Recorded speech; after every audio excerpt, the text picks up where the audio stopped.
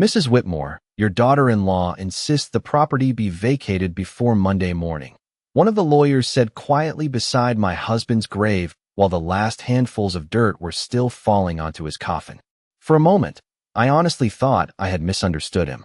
The November wind moved through the cemetery in slow, cold waves, carrying the scent of wet grass and dying leaves across the rows of gray headstones. My black gloves suddenly felt too thin against the freezing air. I stood there staring at the man in the charcoal suit, while people behind me whispered condolences I could no longer hear. My husband, Arthur Whitmore, had been buried less than 10 minutes earlier. 43 years of marriage lowered into the ground beneath a cloudy Massachusetts sky, and somehow my daughter-in-law had already found a way to make the day about property. The second lawyer cleared his throat awkwardly and handed me a cream-colored envelope. Mrs. Whitmore, we were instructed to deliver this immediately following the service. Immediately following the service.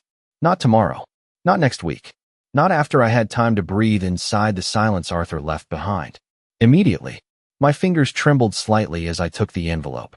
Across the cemetery, I spotted my son Daniel standing beside his wife Vanessa near a line of black SUVs. Vanessa wore dark sunglasses despite the clouds. Her hand rested possessively on Daniel's arm while she whispered something into his ear. He nodded once without looking at me. That hurt more than the lawyers did. Daniel had once been the little boy who refused to sleep unless I sat beside his bed and read him stories about pirates and lighthouses. Now he couldn't even meet my eyes at his father's funeral. There must be some mistake, I said softly. My own voice sounded distant to me, as though it belonged to another woman entirely. Arthur would never ask me to leave my home. The older lawyer shifted uncomfortably.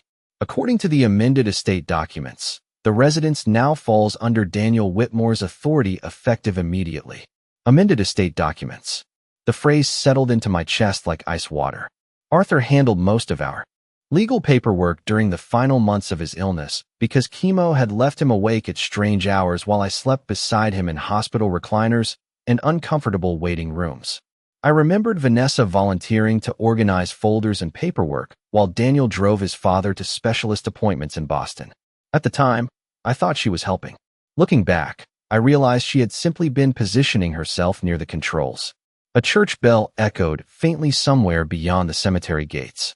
Families slowly returned to their cars, heels pressed into wet gravel. Umbrellas snapped open against the drizzle beginning to fall from the darkening sky. Nobody looked surprised by the lawyers standing beside me. That was the detail I couldn't stop noticing. Nobody asked if I was all right. Nobody looked confused. It was as if everyone already knew something I didn't. Vanessa finally removed her sunglasses and walked toward me with careful, measured steps, her expensive black coat swaying around her knees. She lowered her voice just enough to sound polite. Eleanor, we all agree this is what's best for you right now. The house is simply too much responsibility. Responsibility. I almost laughed at the absurdity of it. I had spent over 4 decades paying that mortgage beside Arthur. I painted every room myself. I planted the hydrangeas lining the front walkway with my bare hands one summer while Daniel chased fireflies in the yard. I knew every creaking floorboard and every stubborn kitchen cabinet in that house. But according to Vanessa, I was suddenly too fragile to live there. I see, I said quietly. Vanessa smiled with the tight, controlled expression she used whenever she wanted to appear compassionate in front of other people. We've already started discussing some lovely retirement communities nearby. Retirement communities. At my husband's funeral, the rain began falling harder then, tiny cold drops darkening the shoulders of my coat. Daniel finally approached us, but even now he wouldn't fully look at me. His attention stayed fixed somewhere near my shoulder. Mom, maybe we should talk later when things calm down. Calm down. As though I were the unreasonable one standing beside fresh earth while strangers handed me legal threats. I looked from my son to the woman holding his arm, and for the first time in my 71 years, I understood what it felt like to become unwanted inside your own family. I tucked the envelope beneath my purse without opening it. Then I glanced once more at Arthur's grave before turning toward the parking lot. Behind me, I heard Vanessa exhale softly in relief, as though the hardest part was already over. She had no idea how wrong she was. The house felt colder than the cemetery. That was the first thing I noticed when I stepped through the front door that evening. Not empty. Not quiet. Cold. The kind of cold that settles into walls after something permanent has been taken away. Arthur used to keep the thermostat at 72 even during New England winters because he claimed old houses held sadness in the corners if they got too cold. I stood in the foyer for a long moment with my coat still on, listening to the silence pressing against the hardwood floors. No television humming from his study. No sound of ice clinking in the glass he always carried after dinner. No faint Sinatra record drifting from the kitchen radio. Just silence. My black heels clicked softly as I walked toward the living room. Someone had already removed the framed funeral photograph from the mantel. The silver frame Arthur loved was gone too. I stopped beside the fireplace, staring at the empty spot where it had been less than 8 hours earlier. Vanessa. I knew immediately it had been Vanessa. She had a habit of clearing things away quickly whenever emotions made her uncomfortable. During Christmas dinners, she would start stacking plates before people even finished dessert. She called it efficiency. Arthur once called it a lack of reverence. I set my purse down carefully on the dining room table and noticed another detail that made my stomach tighten. The drawers of the sideboard were slightly open. Tiny things were missing. Arthur's fountain pen collection. The leather folder where he kept household records. Even the spare set of car keys hanging beside the pantry door had disappeared. I moved toward his office at the end of the hallway and pushed the door open slowly. Half the shelves were empty. His laptop was gone from the desk. So was the navy blue banker's box where he stored tax documents dating back 30 years. My fingers brushed the polished oak surface where the box had always sat. Dust outlined the exact shape it left behind. Somebody had removed it recently. Very recently. A wave of exhaustion rolled through me, so suddenly I had to grip the edge of the desk to steady myself. I had spent the last 11 months sleeping in hospital chairs, memorizing medication schedules, and praying through long nights beside Arthur's bed while other people quietly rearranged my life behind my back. The realization settled heavily into my chest. This had not started at the funeral. It had started long before Arthur died. I walked upstairs slowly, my knees aching from the damp weather and emotional exhaustion. The bedroom door stood slightly open. At first glance, everything looked normal. Then I saw it. My husband's gold wedding band was missing from the ceramic dish on his nightstand. Arthur removed it every night before bed because arthritis had swollen his knuckles over the years. He always placed it beside his watch with perfect care. The watch remained. The ring did not. I stared at the empty dish for several seconds before opening the closet. 3 of Arthur's tailored suits were gone. Not donated. Gone. Hangers spaced apart unnaturally among the remaining jackets. Vanessa had always admired those suits because they were custom-made in Boston decades ago when Arthur's architecture firm was thriving. A quiet sound downstairs pulled me from my thoughts. Voices. I moved carefully toward the staircase and saw Daniel standing in the kitchen beside Vanessa. They had let themselves in with their key. Vanessa leaned against the marble counter scrolling through her phone while Daniel opened cabinets one by one. The realtor said we should probably repaint before listing, she said casually. Listing. My home had become a listing before Arthur had even spent one full day in the ground. Daniel rubbed his forehead tiredly. Can we not do this tonight? We do not have time to waste, Vanessa replied sharply. Your mother is emotional now, but eventually she is going to fight us on everything. Fight us. I stepped back into the shadows before they could see me. Then I quietly closed the bedroom door and sat alone on the edge of my bed in the dark.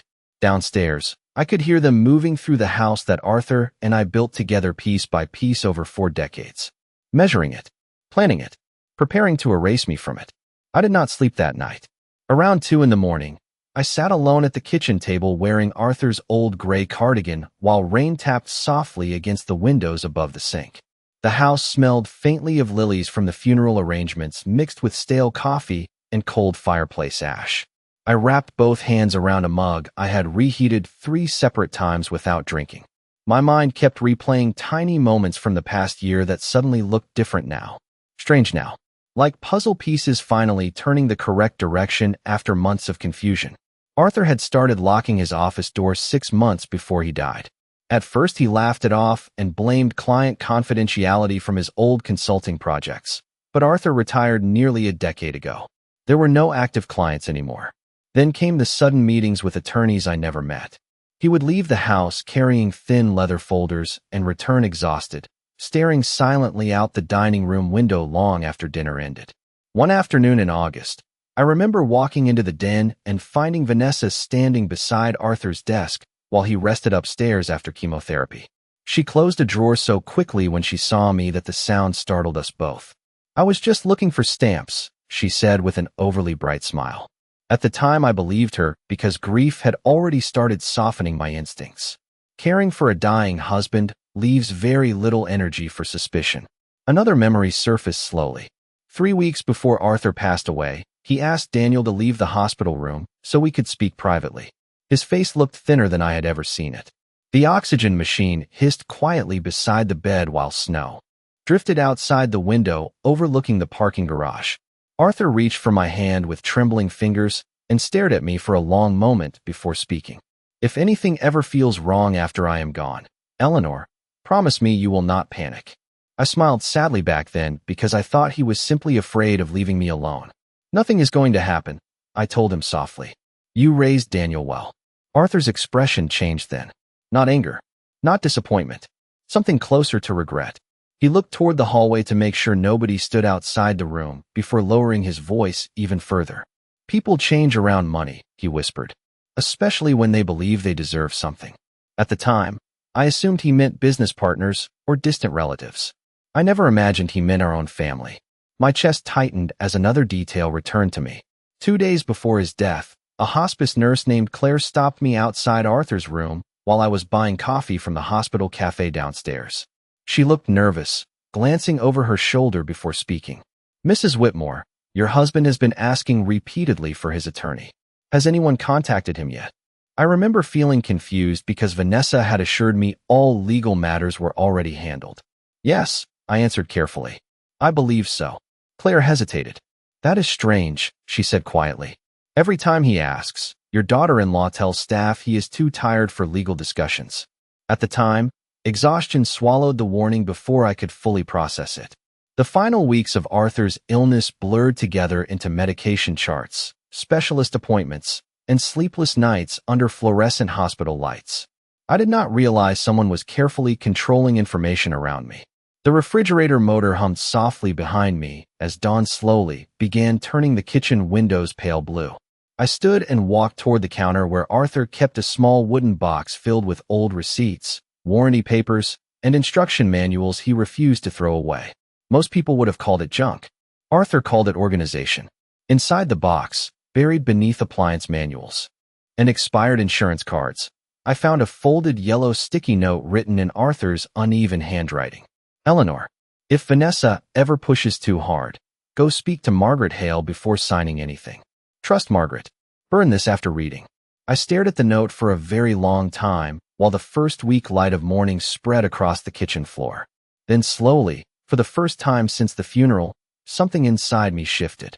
Not relief, not comfort, clarity. Margaret Hale lived alone in a cedar-shingled house overlooking the Atlantic nearly 40 miles north of Boston.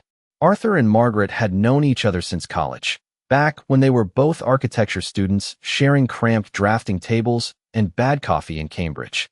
I had not seen her in almost 3 years, not since arthritis made traveling difficult for her after a hip replacement. By 10 that morning, I was driving along the coast with Arthur's handwritten note folded carefully inside my coat pocket. The ocean looked steel gray beneath the winter sky, rough waves crashing against black rocks while seagulls circled overhead. I kept both hands tight on the steering wheel the entire drive because my thoughts would not stop racing ahead of me. Every red light gave me too much time to think. Every mile made the truth feel heavier. Margaret answered the door wearing a thick cream-colored sweater and reading glasses hanging low on her nose. The moment she saw my face, her expression changed. Not surprise, recognition. "Oh, Eleanor," she whispered softly, stepping aside immediately. "Come inside before you freeze." Her house smelled like cinnamon tea and old books. Soft jazz played somewhere in the background, while rain tapped gently against the large windows facing the ocean. I removed my gloves slowly, suddenly aware of how exhausted I looked. Margaret guided me toward the kitchen table without asking questions right away. People our age understand silence differently. We know grief speaks loud enough on its own. She poured tea into a blue ceramic mug and sat across from me carefully. Arthur passed 3 days ago, I finally said quietly. Margaret lowered her eyes. I know. He called me 2 weeks. Before the end. My fingers tightened around the warm mug. Called you? She nodded once. He sounded frightened. Eleanor. That word settled into the room heavily. Arthur Whitmore had never frightened easily. During 43 years of marriage, I watched him survive recessions, lawsuits, surgeries, and the collapse of his first business partnership without ever truly losing composure. But illness changes people. It strips away the illusion of endless time. Margaret leaned back slowly and studied me for a moment before speaking again. Tell me exactly what happened after the funeral. I explained everything carefully. The lawyers, Vanessa, the envelope, the conversations I overheard inside the house. Margaret listened without interrupting, though I noticed her jaw tightened slightly when I mentioned the amended estate documents. When I finished, she stood without a word and walked toward a narrow hallway near the back of the house.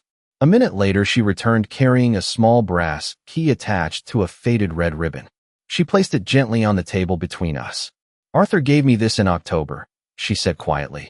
He told me only to hand it to you if Vanessa started forcing legal decisions too quickly after his death. I stared at the key. What does it open? A safe deposit box at Harbor National Bank in downtown Boston. Margaret folded her hands carefully in front of her. Arthur believed someone around him was manipulating paperwork during the final months. My heartbeat slowed strangely then, not from calmness, but from confirmation.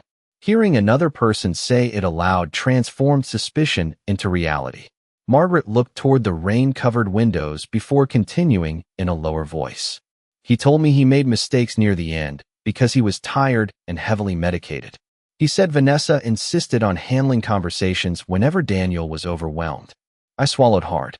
Did he say what was inside the box?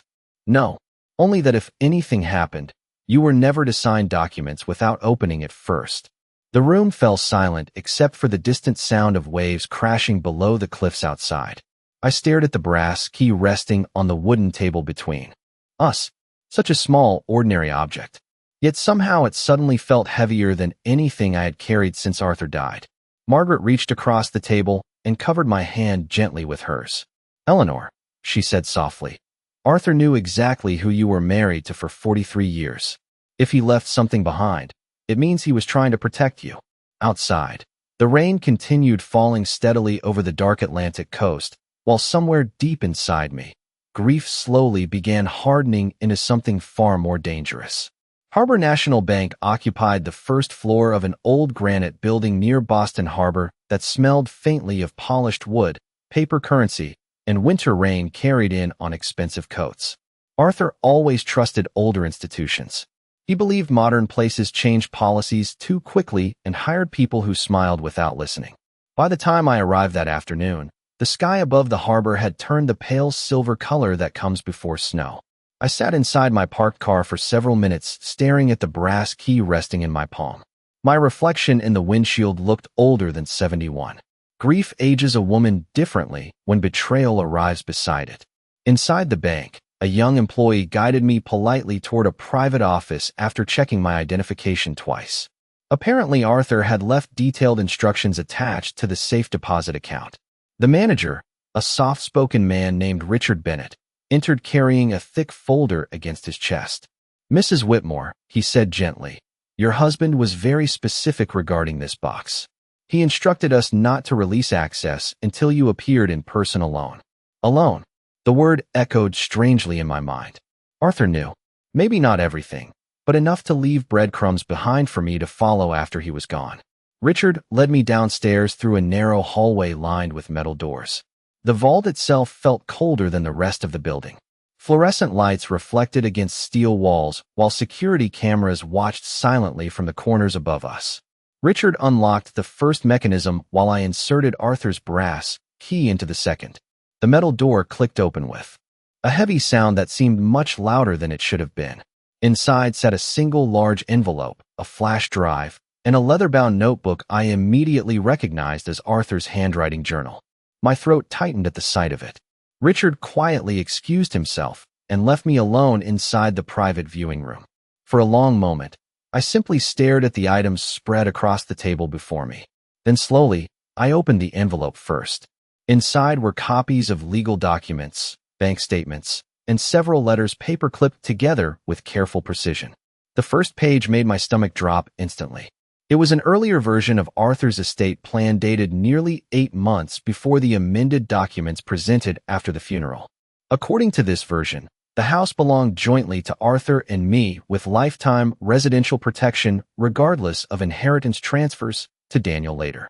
There was no eviction clause, no immediate authority transfer, no mention of Vanessa whatsoever. My hands began trembling as I turned the pages. Another document showed multiple large withdrawals from Arthur's investment account during the final months of chemotherapy. Nearly $300,000 transferred into a business account connected to Daniel and Vanessa. I stared at the signatures carefully. Arthur's name appeared shaky and uneven, barely resembling the steady architectural script he used his entire life.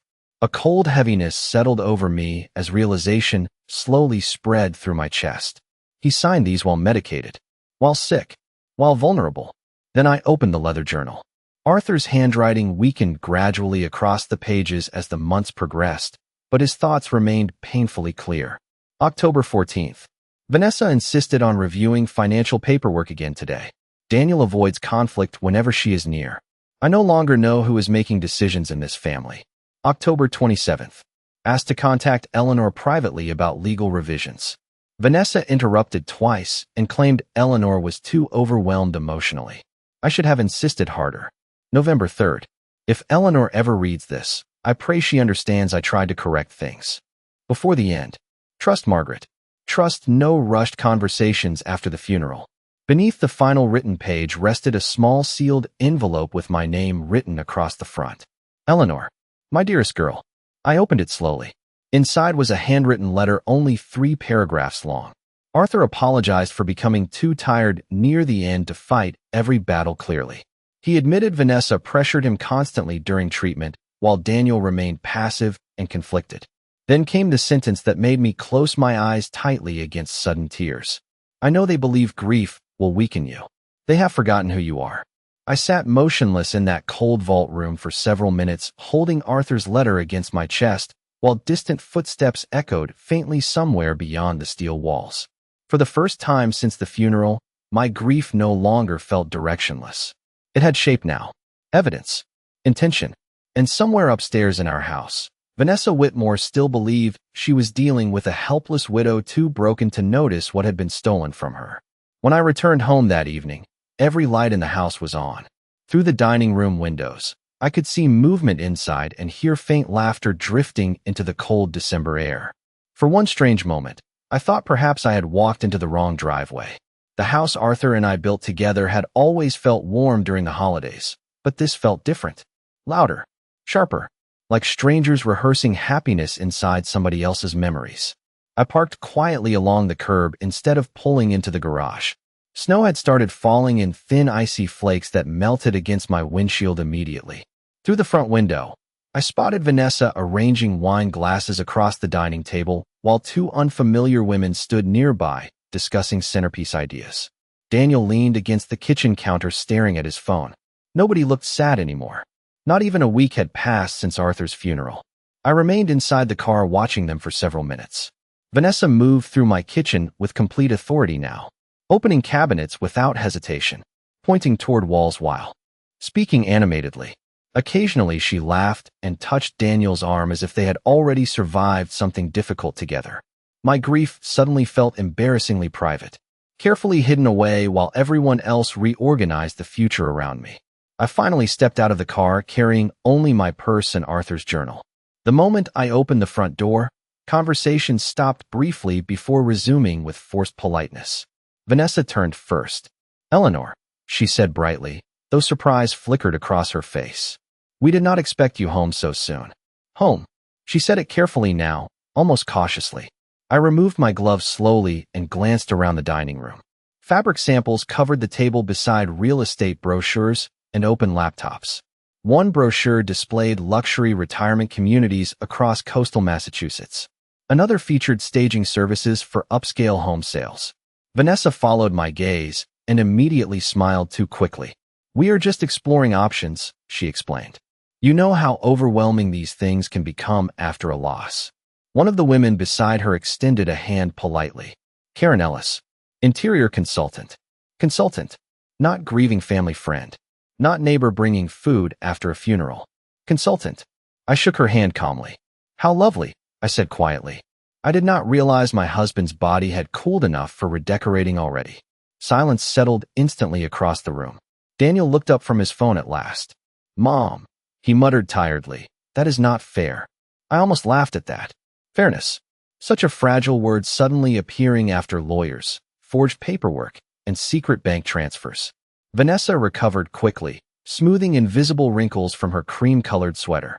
Nobody is trying to upset you, she said in the same soft, controlled tone she used with customer service workers and junior employees. We are only trying to make practical decisions before the market slows after New Year's. Market. New Year's. Practical decisions. Every sentence sounded colder than the winter air outside. I stepped further into the kitchen and noticed another detail immediately.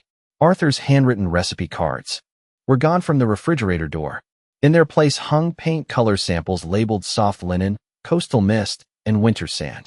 43 years of family dinners erased beneath designer neutrals before the funeral flowers had even wilted.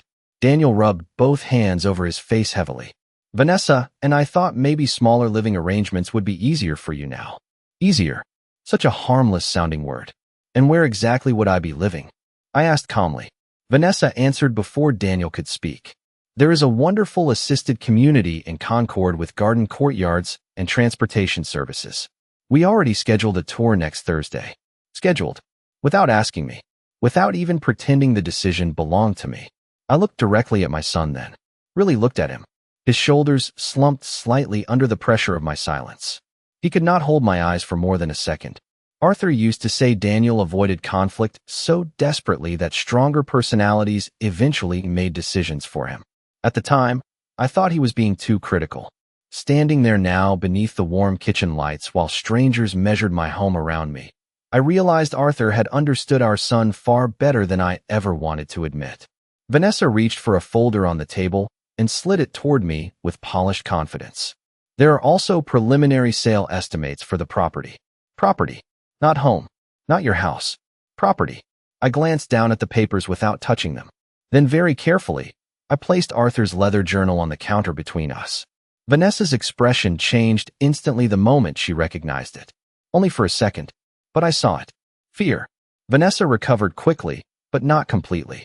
Most people would not have noticed the slight stiffness in her shoulders after seeing Arthur's journal on the counter, but I had spent 15 years watching that woman perform composure like an actress protecting a role.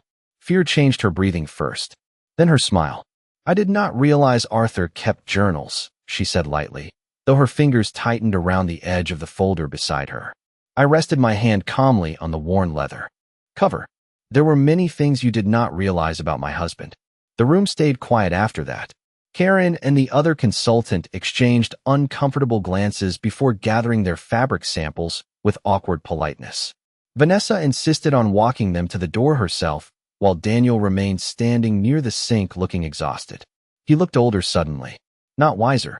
Just tired in the way weak men become tired when the consequences of avoidance finally begin circling them. Once the front door closed, silence settled heavily through the kitchen. Snow continued falling outside the windows in slow white sheets, covering the backyard Arthur loved every winter. Daniel stared down at the marble countertop while rubbing the back of his neck. Mom, he finally said quietly. Vanessa is only trying to help organize things. Organize things. I opened the refrigerator slowly and removed the leftover soup I made before Arthur entered hospice care. The date written across the lid was nearly 2 weeks old. Did you know she scheduled tours for retirement homes without speaking to me? I asked calmly. Daniel hesitated too long before answering. She thought it might reduce stress for everyone. Everyone. Another word that no longer included me. I poured soup into a small saucepan while the kitchen lights reflected softly across the dark windows. Behind me, Daniel shifted uncomfortably. The house is large, Mom. Maintenance alone costs a fortune now. Your father and I managed it for 43 years. That was different. I turned the stove burner on low and watched the blue flame flicker beneath the pot. Because your father was alive. Daniel said nothing. His silence answered enough. Vanessa returned moments later carrying her phone and wearing that carefully sympathetic expression again. I know today feels overwhelming, she said gently, but resisting practical changes only makes grief harder. I looked at her directly for the first time all evening. You seem remarkably comfortable discussing my future for someone who has been widowed less than a week. A flash of irritation crossed her face before disappearing. Nobody is attacking you, Eleanor. No, I said softly. You sent lawyers to my husband's funeral instead. Daniel exhaled sharply. Can we please stop doing this tonight? Doing this. As though acknowledging betrayal were somehow equally exhausting for all of us. Vanessa stepped closer to him immediately, resting one hand against his arm like she always did whenever conflict threatened to sharpen his spine. She is grieving, Vanessa said quietly to him, but loud enough for me to hear. She does not mean these things. I almost admired the precision of it. The way she reduced every concern into emotional instability, every objection into confusion. By midnight, they finally left after insisting they would return tomorrow with additional paperwork for housing transitions. I stood alone at the front window watching their black SUV disappear beneath falling snow while Christmas lights blinked softly across neighboring houses. The world outside looked peaceful. Inside, my home no longer belonged to me in the way it once had. But neither did I belong to the frightened version of myself they expected. The next morning, I called the attorney listed inside Arthur's safe deposit documents. His name was Thomas Avery, and unlike the lawyers Vanessa brought to the funeral, he sounded unsurprised when I introduced myself. Mrs. Whitmore, he said calmly, I have been expecting your call. Those words settled something deep inside me. Expecting your call, not questioning my sanity. Not treating me like a grieving widow incapable of understanding legal documents. Thomas requested we meet privately the following afternoon at his office near Beacon Hill. Bring everything from the deposit box, he instructed carefully. And do not sign anything your son or daughter-in-law place in front of you before we speak. After hanging up, I walked slowly through the house room by room. The dining room where Arthur proposed to me over takeout Chinese food because we were too poor for fancy restaurants. The den where Daniel built blanket forts during snowstorms. The kitchen where I once believed family meant permanence. Every room held memories layered carefully over decades. Vanessa saw square footage. Arthur saw life. I stopped beside the staircase and looked toward the front door where movers would eventually arrive if Vanessa succeeded. For the first time since Arthur died, I smiled slightly. Not because I felt safe. Because I finally understood something Vanessa never had. Quiet women notice everything eventually. Thomas Avery's office overlooked a narrow cobblestone street lined with old brick buildings and bare winter trees wrapped in white Christmas lights. Arthur once joked that Beacon Hill looked like the kind of neighborhood where people inherited silverware instead of buying it. By the time I arrived the next afternoon, snow had frozen into gray slush along the sidewalks, while sharp wind funneled between the buildings hard enough to sting my cheeks. Thomas greeted me personally at the reception desk. He was probably in his late 60s, with silver hair, wire-rimmed glasses, and the quiet patience of a man who spent decades listening before speaking. Unlike everyone else since the funeral, he did not look at me with pity. He looked at me with concern sharpened by preparation. Mrs. Whitmore, he said gently, taking the heavy folder from my hands. Arthur was very clear that if you came here alone, I was to treat the situation urgently. Alone again. Arthur kept planning around that word. Thomas led me into a private conference room where coffee steamed beside neatly arranged legal pads. Through the windows, I could see people hurrying through the cold carrying shopping bags and umbrellas while holiday music drifted faintly from somewhere below street level. The normalcy of the world outside felt surreal compared to the documents spread across the conference table between us. Thomas reviewed everything carefully for nearly an hour without interruption. Arthur's journals, the bank transfers, the earlier estate version, the handwritten letter.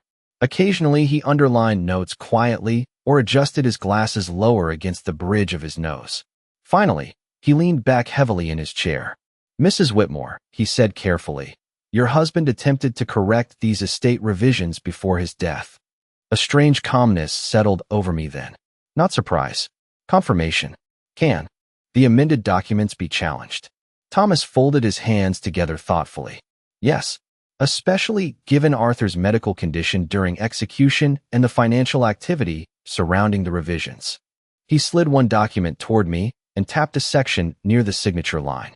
These transfers alone raised serious fiduciary concerns. Lawyers always use smaller words for larger betrayals. I stared at Arthur's weak signature again, while a dull ache spread through my chest. He had been dying while people positioned papers beneath his hands. Thomas lowered his voice slightly. There is something else you should know. He opened another folder from his desk drawer and removed printed email copies. Arthur contacted me privately 2 weeks before he passed away. He expressed concern that Vanessa Whitmore was isolating him during treatment and influencing financial decisions through Daniel. I closed my eyes briefly. Hearing it aloud still hurt despite already knowing. Thomas continued carefully. He scheduled a formal revision meeting for December 3rd to restore your protections fully. December 3rd.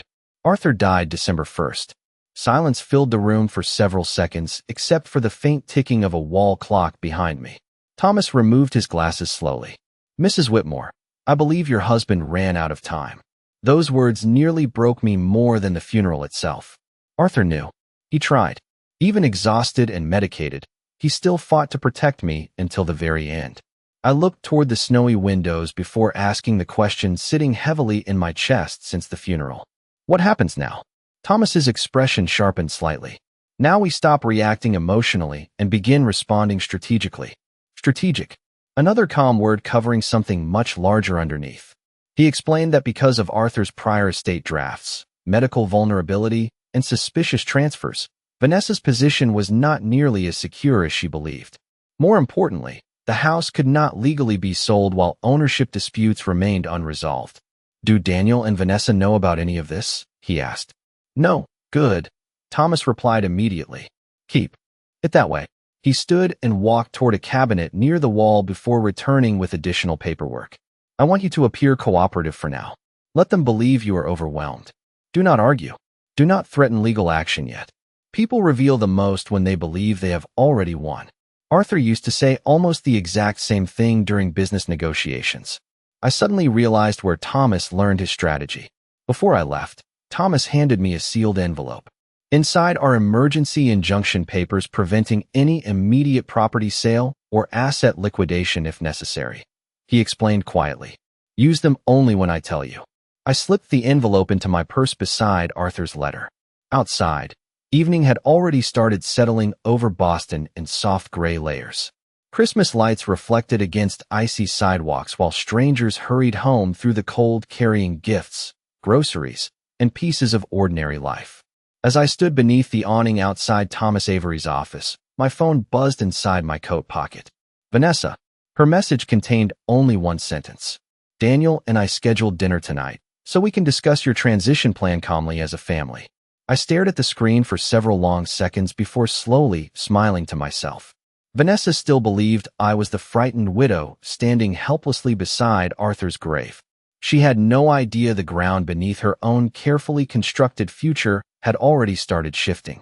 Dinner began with candlelight, expensive wine, and the kind of careful politeness people use when they believe they are controlling a fragile situation. Vanessa had changed into a cream silk blouse and pearl earrings while soft instrumental Christmas music drifted through the speakers in the dining room. Arthur and I once filled with loud holiday laughter and burnt pies and Daniel's childhood science projects spread across the table. Now everything looked staged. Even the sympathy. Vanessa served roasted chicken onto expensive white plates, while Daniel avoided eye contact beside her. Across from me sat a stack of neatly organized folders waiting beside my wine glass like silent guests invited specifically for me. We thought tonight could be peaceful, Vanessa said gently as she folded her napkin across her lap. A chance for everyone to move forward respectfully. Move forward. The phrase sounded rehearsed. I lifted my water glass slowly and looked around the room. Arthur's photographs had disappeared from the shelves entirely now. Even the framed picture from our 40th anniversary cruise was gone from the piano. Vanessa noticed my glance immediately. I packed some sensitive items temporarily, she explained softly. We did not want constant reminders upsetting you. I almost smiled at the cruelty hidden beneath her concern. Remove the husband. Remove the memories. Remove the widow. Daniel cleared his throat awkwardly and slid one of the folders toward me. These are just preliminary housing options, Mom. I opened the folder slowly. Retirement community brochures. Assisted living contracts. Financial transition paperwork. One document already had yellow signature tabs attached beside highlighted paragraphs. Vanessa leaned forward with patient warmth carefully painted across her face. The Concord property has beautiful walking paths and private dining services. We already checked availability. Already checked. Already decided. Outside the windows, snow drifted softly beneath the porch lights, while inside my son quietly handed me paperwork removing me from the life I built before his wife ever entered it. I placed the folder back onto the table without signing anything. You seem very eager, I said quietly. Vanessa smiled politely. We are only trying to reduce stress before the estate process becomes more complicated. More complicated. Such an interesting choice of words. I folded my hands carefully together. Actually, I said softly, I met with Arthur's attorney this afternoon. The change in the room happened instantly. Daniel looked up sharply. Vanessa's expression froze for half a second before settling back into practiced calmness. Arthur had another attorney? She asked lightly. Several, apparently. Silence stretched between us while the candle flames flickered gently against the crystal glasses. Daniel shifted uncomfortably in his chair. Mom, nobody is hiding anything from you. I looked directly at him. Then why did Vanessa prevent hospice staff from contacting Arthur's attorney before he died? The color drained slightly from Daniel's face. Vanessa answered before he could speak. That is ridiculous. Is it? I reached calmly into my purse and removed copies of the earlier estate documents Thomas Avery prepared for me. Vanessa's eyes locked immediately onto Arthur's signature near the bottom page. I watched fear move across her face in real time now. No performance. No polished composure. Just fear. Arthur restored my housing protections months before the funeral, I said quietly. He also documented concerns regarding financial pressure during his treatment. Daniel stared between us in confusion. What financial pressure? Vanessa turned toward him too quickly. Daniel, do not do this right now. But it was already happening. Cracks spreading through the version of reality she built around him. I slid another document across the table. Bank transfers. Account numbers. Signatures. $300,000 moved during Arthur's final chemotherapy treatments. Daniel picked up the pages slowly while his face lost color line by line. Vanessa, he whispered, what is this? She stood abruptly from the table, composure finally slipping. Your mother is manipulating incomplete information because she cannot accept change. Manipulating. Another carefully chosen word. But weaker now. Desperate. I remained seated calmly while snow continued falling outside the windows of the house she almost stole from me. Thomas Avery filed an injunction this afternoon, I said softly. Nobody is selling this property. Nobody is moving me anywhere. And forensic accountants will now review every transfer connected to Arthur's estate.